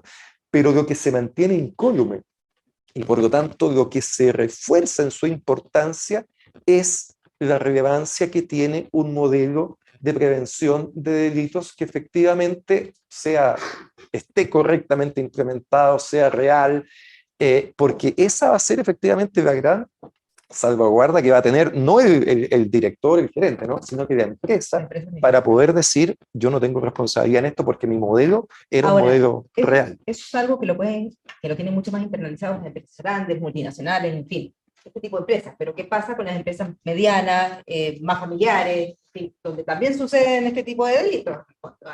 Y de ahí no hay ni siquiera un programa básico de compliance. Yo creo que ese es como uno de los desafíos más grandes. No sé qué opinas tú, Alex, Paula, o quien quiera tomar un poco este punto en particular. Creo que tú querías contestar otra vez por Carlos. No sé si vale la pena. No, pero no vale. Agitaba su lápiz. Mira, yo creo que efectivamente en términos de hemos acentuado, ¿no es cierto?, las oportunidades. Claramente tengo claro que la confección del modelo, pero que este modelo sea un modelo vivo, es el que probablemente, ¿no es cierto?, va a permitir hacer frente de mejor manera, con responsabilidad atenuada, o incluso evitar que ocurran ciertas situaciones, ¿no es cierto?, en el ámbito empresarial. Y un modelo vivo significa uno en el que intervengan aguas arriba, ¿no es cierto?, los principales responsables del giro de la empresa, de la gestión de esta. Y en este sentido creo que, por lo que he visto, ¿no es cierto?, en empresas o clientes, qué sé yo, hay un interés, hay una preocupación evidente, todo el mundo bastante aterrado, que yo diría que hay que bajar un poco de revoluciones. Estoy clara de que viene una complejidad mayor, pero creo que también ha habido, no hemos entrado en los mitos, hemos hablado de algunos en particular, pero creo que hay un temor bien acentuado, pero también una sensación de oportunidad, de cómo involucrarnos, ¿no es cierto?, en la prevención de los delitos desde los más altos niveles. Y en ese sentido, ¿no es cierto?, la posibilidad de revisar los planes o de crearlos, por ejemplo, en el ámbito de empresas de menor tamaño, ¿no es cierto?, la posibilidad de tener un espacio de fiscalización, de protocolización de operaciones, de conocimiento más íntimo de la gestión de cómo funcionan los procesos dentro de una empresa, creo que sí se transforman o pueden transformarse en una oportunidad, porque además, en términos empresariales, probablemente, claro que la responsabilidad personal es un desincentivo, pero también el conocer y saber que la empresa puede tener efectivamente una sanción mucho mayor en términos económicos, ¿no es cierto?, o incluso en términos de tener un interventor, que no sabemos cómo se va a operar, ¿no es cierto?, pero que también sea un espacio de interacción mayor en la empresa, no deseado, por supuesto,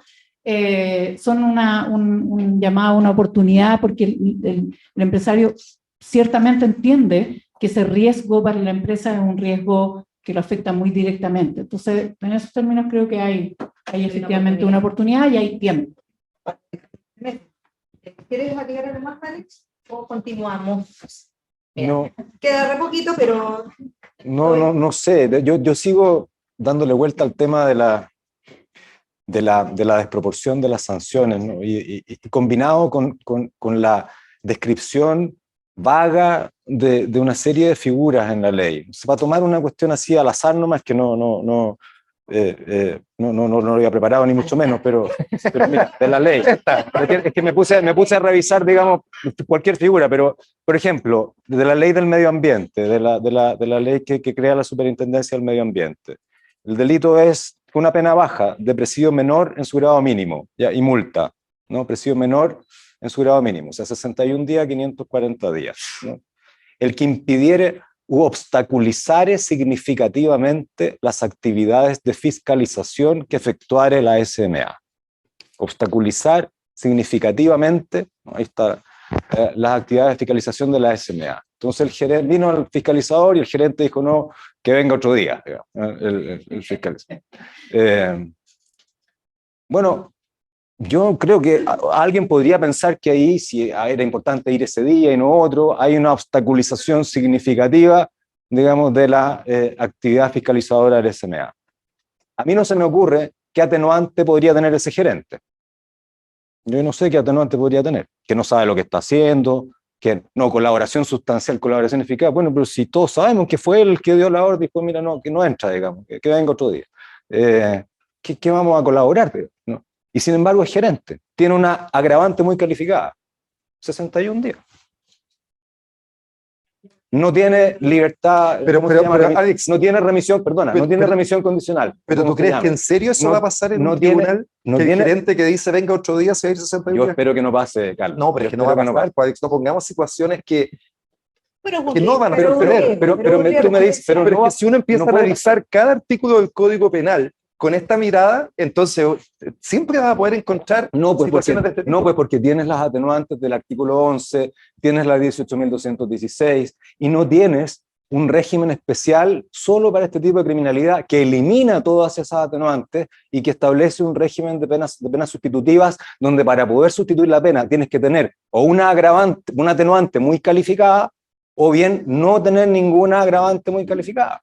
Ese sistema es un zapato chino. No, yo te digo que las interpretaciones de los tipos penales no son como las estás haciendo, ¿sí? Eso es. Que la norma diga una interrupción significativa, etcétera, no es que el gerente diga venga otro día, o sea, eso no va a pasar. Entonces, no, yo creo que no es bueno para ejemplificar y para poder tener una discusión que pongamos ejemplos que no vuelvan en la realidad. Esto está en la ley. Sí, es el delito. No. Es el delito. El ejemplo que tú pones para ese caso no tiene relación. No vamos a zanjar esto aquí, pero sí vamos de nuevo a ver, yo creo que antes de los últimos minutos que tenemos, creo que es súper bueno un poco desmitificar algunos aspectos de lo que no significa esta ley y que sí se han ido comentando o han ido criticando en algunos espacios. ¿Puedo partir yo por uno? para que no, a ver, creo que una cosa que mencionaba Javier, a ver, para ser responsable penalmente sigue siendo importante cometer un delito. Por digamos. supuesto. O sea, no, El aquí dolo, claro. nadie va a ser responsable por el cargo que ocupa, ni por haber estado ahí. Sí puede ser responsable por haber mirado para otro lado, eso puede ser. Pero eso sí, eso es así ahora, ¿no es cierto? Y va a seguir siendo así. Esas reglas de imputación de responsabilidad a la persona, digamos, la ley en general no las toca, pero ahí hay un par de cositas que uno podría, pero en general no las toca, ¿ya? Y por lo tanto en eso no se cambia y de tal manera que el riesgo penal aquí lo siguen teniendo los ejecutivos, digamos, no los dueños ni los, qué sé yo, del capital, ¿no? Aquí son los que están en la cocina. En la cocina, sí, exacto. Sí, porque, y en esa línea, también hay el mito, ¿no es cierto?, es que ahora lo que no se haga, la omisión va a suponer que haya responsabilidad para todos los gerentes, para todos los directores, y en ese sentido, obviamente, la omisión sigue siendo requisito, digamos, tiene que ser una omisión dolosa. Tiene que haber, como dice Alex, un querer mirar para el otro lado. Prefiero no meterme en eso, prefiero no saber, no me cuentes cómo lo lograste, ¿no es cierto? Porque entonces yo podría tener alguna responsabilidad que no sería suficiente, pero en esos términos la regla no cambia. Jaime. Javier. Perdón. No sé si estoy comprendido. Estaba Sí. pensando en otros penales. No, lo mismo. Lo mismo que decía Alex. Ese es el mito central. El mito central es que esta es una regla que extiende la responsabilidad penal y no lo hace. Yo creo que a nivel de especialistas a este respecto prácticamente no hay duda. Sí lo ha habido en la prensa, pero cuando hay opiniones que, por así decirlo, o sea, no vienen de gente como Alex que sabe mucho de estos temas. Cuando ese es el caso, o sea, cuando viene un penalista no hay duda que no hay extensión de responsabilidad penal. Esto es lo que se llama una ley de sentencing. Ley de sentencing quiere decir que requiere que haya condena para efectos de que sea aplicable. Puede tener efectos anteriores, yo quiero ir antes del punto, Paula, que yo creo que es un punto importante, pero en principio, así como cuestión formal, es solamente una ley que en este aspecto entra a regir cuando hay alguien condenado. ¿Por qué es condenado? Eso es lo que siempre ha sido, nomás, que haya cometido un delito. Si es que controladores o gerentes nomás, no lo sé, eso depende de quién comete el delito. Siempre el hilo se corta por lo más delgado, entonces mientras más uno suba, es menos probable que una persona tenga algo la fiscalía para efectos de incriminarlo. Pero eso es un problema, digamos, del mundo, no Es probable que ejecute la conducta típica. Y es menos probable que ejecute la conducta típica, sí, y es más probable que lo haga gente que está al interior de la empresa. Ese yo creo que es el mito central y que es súper importante clarificar lo que no es así. No hay extensión de responsabilidad penal a gerentes y directores. Eso, no sé si que hay algunos otros mitos que sean relevantes de desmitificar. Tal vez hay un punto que yo le encuentro razón. Tal vez dudas sobre el tema del interventor, esta figura del interventor. Yo creo que ahí también de cómo interpretarla, de qué tanta injerencia va a tener, yo creo que ese es un tema también. Sí, ahí también genera dudas. Sí. No sé si hay un mito ahí detrás, pero sí genera. En responsabilidad penal de la persona jurídica yo creo que hay dos cosas, y en las dos, en la primera tengo que estar de acuerdo con Alex. Está esta frase de que también se extiende cuando ejecutan actos por parte de terceros que gestionan asuntos de la empresa con o sin representación. El hecho de que tenga el coma con o sin representación es el que hace que todos los gerentes de compliance y todas las gerencias legales entren en pánico. ¿Qué significa eso? Cualquier persona nos vincula. Como dice Alex, lo que está pensado detrás de la ley está para el gestor de asuntos frente a terceros. Típicamente el que tramita los permisos ante la Superintendencia de Medio Ambiente, etcétera, pensando en casos de cohecho. Y yo estoy de acuerdo con Alex en que si ese era el caso, tal vez se podría haber definido mejor. O sea, que es una fórmula que es algo vaga y algo extensa. Y en general los gerentes de compliance, los gerentes legales dicen, chuta, ahora tengo que extender todo hacia todos los contratistas que tienen la empresa, todas las personas que se involucran con la empresa, eso es imposible. O sea, eso es algo que yo creo que podría especificarse de mejor modo, que tiene todo el sentido del mundo de que, por supuesto, si yo le pago a alguien para que coheche, ese hecho debiera involucrar a la persona jurídica, pero ese caso. En el resto no sé si tiene demasiado sentido. En eso estoy de acuerdo. Y con el interventor, ¿cómo se llama interventor? Se llama el supervisor. El supervisor, no, está bien, pero ¿qué es un interventor? Eso iba a decir. Es que es un interventor, o sea, es equivalente a lo que es el interventor del CPC. No es alguien que, en principio, formalmente esto es indudable, tenga poderes de administración en la empresa. Es alguien enviado, como decía mi profesor de Derecho Penal, como mirón y escucha, frente a la empresa para denunciar frente al tribunal y frente al sistema de justicia si es que no están cumpliendo con las medidas de compliance vinculadas a una condena a una persona jurídica. Eso es formalmente. Yo he escuchado algo de temor por parte de las empresas de decir, ya, bueno, eso es en el papel, pero en realidad si es que tiene capacidad de denunciar, puede ejercer poder extorsivo para efectos de decirle a los gerentes, mire, si usted no hace esto, lo voy a denunciar. Y en ese sentido podría tener algún poder ulterior. Pero yo no lo sé, yo creo que es bien poco probable que funcione muy intensamente el poder del interventor. Esto es súper difícil de anticipar. Se establece también como medida cautelar, ¿no? Que eso Sí. también es una novedad, porque en general en los procesos de responsabilidad penal de personas jurídicas no había medidas cautelares contra las personas jurídicas, y eso de alguna manera era un tanto extraño, digamos. Sí. Esta es la primera vez que se establece una medida cautelar, y me parece bien todo lógica, en la lógica solo, ¿no es cierto?, que va a mirar lo que está sucediendo. Y mirando, perdón, una sola cosa, mirando los modelos comparados, o sea, lo que uno tiene en otras partes, por ejemplo, en Italia es que hay derechamente algo así como un síndico, ¿no? Alguien que entra con poderes de administración. Eso se descartó, nadie lo apoyó en el caso chileno, y se puso la figura menos lesiva, si ustedes quieren, dentro de esos ámbitos, que es un interventor. Por supuesto, como todo en el mundo vinculado al derecho involucra riesgos. Yo creo que eso no se puede mentir. Pero creo que dentro del nivel de riesgo que podrían haber con una medida de esta clase es el más bajo. Gracias. Preguntas del público, tenemos poquitos minutos para cerrar porque se tienen que ir urgente. Sí. Micrófono, le paso este mismo.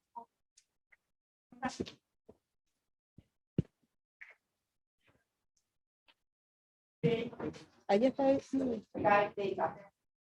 Una pregunta práctica respecto de lo que pueden hacer las empresas. Es intentar configurar un modelo de prevención que resulte idóneo. No tenemos jurisprudencia. La ley 20.000 en esta materia no generó sentencias que pudieran configurar los atributos que van a ser considerados como suficientes para establecer la atenuante. ¿Cómo se avanza? Porque siempre hacemos retrospectivos los tribunales para decir, miren, datos que se cometió el delito, por definición no fue idóneo.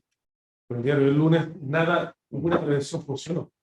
Pero ¿ven ustedes una posibilidad de que la Fiscalía establezca una suerte de guía interpretativa que ex ante defina el carácter relativamente obligatorio para sus fiscales, que van a entender por suficiente, que van a entender, de modo de generar algún espacio en lo útil que puede existir aquí, que es un esfuerzo sistemático, material de las compañías para minimizar la probabilidad de ocurrencia de delito económico en su interior?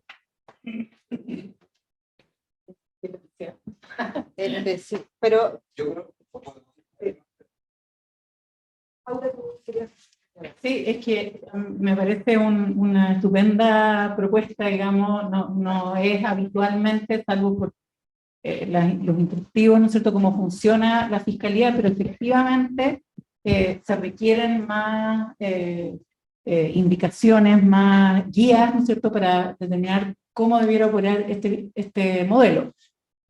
A mí me gusta llamarle modelo vivo, ¿no es cierto?, porque efectivamente yo creo que lo fundamental para poder mostrar, atenuar o eximir de responsabilidad a la empresa en un modelo es que uno pueda acreditar que efectivamente hubo trabajo de fiscalización, de supervisión, de minimizar y prevenir la comisión de delitos, y eso la única forma de mostrarlo es con algo activo. Pero no tenemos suficiente guía y quizás un trabajo de la Fiscalía, porque además no hemos hablado de ello, ¿no? Pero por supuesto que el desafío para los intervinientes, particularmente para la Fiscalía, es ahondar en estas materias, prepararse, ¿no es cierto? Y quizás podría ser un muy buen camino, me parece una buena idea. Yo estoy completamente de acuerdo con lo que subyace esa pregunta. Yo creo que el nivel de ambigüedad de objetivos que existe en relación con los modelos de compliance y cómo se vinculan con el sistema judicial es muy alto en Chile. Entre otras cosas porque no hay jurisprudencia, llega siempre muy tarde. Y lo que uno ve en la experiencia comparada es que el que puede poner objetivos a este respecto, que sean objetivos sensatos, tienden a ser las fiscalías antes que los jueces. La experiencia más conocida es la del Departamento de Justicia en Estados Unidos. No sé si ustedes saben cómo conocen el Departamento de Justicia, cómo funciona. Tiene unas guidelines para efectos de mirar cómo funcionan los programas, y esas guidelines tienen por objeto también guiar qué es lo que hacen los fiscales frente a un caso, pensando en que en general lo que buscan, esto es polémico, pero yo tiendo a estar de acuerdo con este approach, no es sancionar a las empresas, porque ¿para qué queremos sancionar a las empresas? Matar capacidad productiva, sino guiarlas, o sea, hasta cierto punto extorsionarlas a tener mayor capacidad de prevención de delitos. La práctica del Departamento de Justicia es, en la mayor parte de los casos, casi el 90%, NPA, FPA. O sea, no persigo, pero te obligo a colaborar conmigo y te obligo a aumentar tus niveles de control. Y yo creo que eso es algo que tiene objetivos, ¿no? O sea, que parece un sistema que frente a las empresas, sancionar a las empresas no es lo mismo que respecto a las personas, es matar capacidad productiva.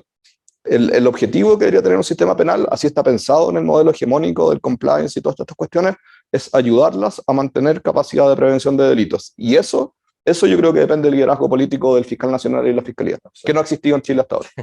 Sí. Oye, Alex y Carlos.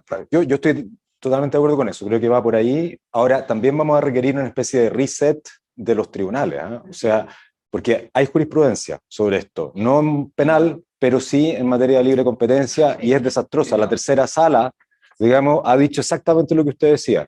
Ya que se cometió el ilícito, entonces el modelo no era idóneo, digamos, que es como poner las cosas justamente al revés, digamos. Entonces se requiere esto que dice muy bien Javier, y por otro lado, una especie de reconfiguración, digamos, de los que juzgan, digamos, que al final, porque en el caso de este pollo, el Tribunal de la Competencia dijo, no, este modelo, los modelos pueden, digamos, tienen el efecto de eximir de responsabilidad, y la tercera sala dijo, no. Efectivamente. Carlos, Sí, ¿quieres no. agregar algo? Efectivamente, nosotros no abordamos el tema de la preparación del Ministerio Público y particularmente de los jueces, Claro. pero ahí hay un tema que tal vez tú nos puedas No, aclarar. es que ese punto es clave. Efectivamente, yo creo que falta más direccionamiento por parte de la Fiscalía Nacional. Coincido que efectivamente eso no ha habido en los últimos años.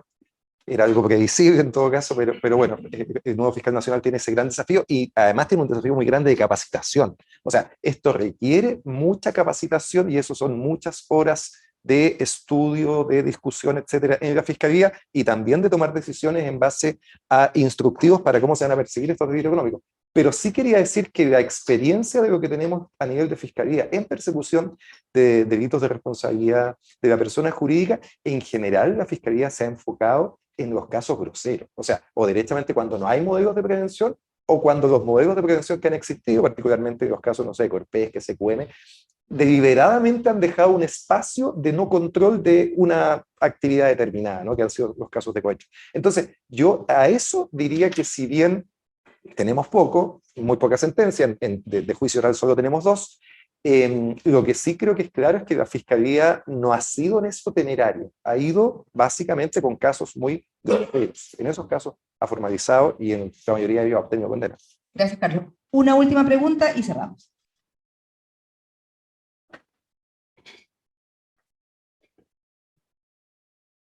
Gracias, sí, mi pregunta un poquito tal vez doctrinal y cortita. ¿Ustedes piensan que con esta nueva legislación vamos a tener un modelo de responsabilidad heterónomo o un modelo de responsabilidad autónomo en contra de las empresas?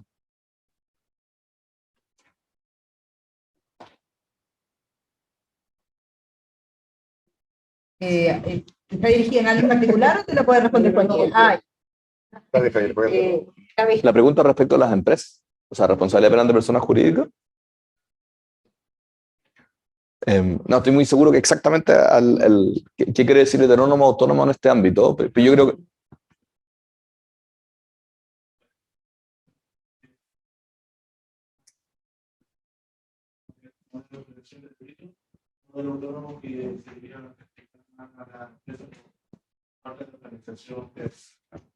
entiendo. O sea, el modelo de responsabilidad penal de las personas jurídicas en Chile está pensado, esto es lo que dice la ley, ¿no? Se la sanciona en la medida que no cumpla con sus obligaciones de prevención del delito y eso esté vinculado bajo una fórmula que nadie conoce muy bien cómo funciona, porque no tenemos jurisprudencia, con la perpetración del delito, ¿no? El delito tiene que haber, por así decir, denunciado que la empresa no tenía algo para prevenir delito. Eso es lo que funciona en el papel. Por supuesto, en la práctica, en general, yo insisto, esto desde los años 80 está establecido así, desde que se fue desarrollando el modelo de compliance como el modelo hegemónico en relación con responsabilidad de la persona jurídica, lo que está pensando es establecer incentivos fuertes, hasta medios extorsivos a las empresas, para efectos de que colaboren con el esclarecimiento de delitos al interior de ellos y tener ámbitos de prevención más amplios. Entonces, si eso es heterónomo o autónomo, no lo sé. Pero está pensado en su mejor versión es un programa de intentar que las empresas que controlan parte importante de las cosas importantes que hay en la economía actual participen, ¿no?, de la prevención de delitos al interior de ellas, por su importancia. No sé cómo calificar eso, si autónomo o heterónomo. Una pregunta, que esto más periodístico. No, hombre, está perfecto. Todos estos casos que están hoy día saliendo, desde la temas fundación, casos convenios por el lado de funcionarios del Estado, y por otro lado temas de uso de información privilegiada. Hoy día vimos, ayer salió esta sanción de la CMF contra una corredora, en fin. Estos Este tipo de casos, estos casos que ya están hablando, ¿pueden ser cubiertos por esta nueva ley? O sea, ¿pueden enfrentar este tipo de sanciones ya? No. Y esa pregunta tiene dos dimensiones. Una dimensión es tiempo. Para efectos de que el delito pueda ser juzgado por esta ley, tiene que haber sido cometido después de que se publicó. Entonces, en todos estos casos no, por principio no. Y hay una segunda pregunta, que es si se aplica a fundaciones o no se aplica a fundaciones, que yo creo que no tiene una respuesta demasiado clara. El concepto que utiliza la ley es empresas. Y empresas lo refiere a la ley 20.416 en relación con el número de ventas que ellas tengan. Si es que eso incluye a las fundaciones o no incluye a las fundaciones, es decir, a personas jurídicas con fines de lucro, sin fines de lucro, perdón, no lo sé. Yo pensaría que probablemente la interpretación sea que no, y yo creo que sería buena idea que estén incluidas también. Personas jurídicas sin fines de lucro, ¿eh? No, ahí, en eso es claro, y es claro que se extiende también responsabilidad penal de las personas jurídicas a todas ellas, pero no sé si la ley de delitos económicos en cuanto a determinación de la pena de personas naturales. Y yo creo que sería bueno que sí. Bueno, muy bien. Yo creo que por el tiempo quedamos con muchísimas dudas, pero también nos aclararon tantas, así que muchas gracias a todos nuestros invitados y a ustedes también por estar presentes en esta segunda charla, segundo encuentro. Ya todos quieren irse con eso o conversar afuera en el café, no sé.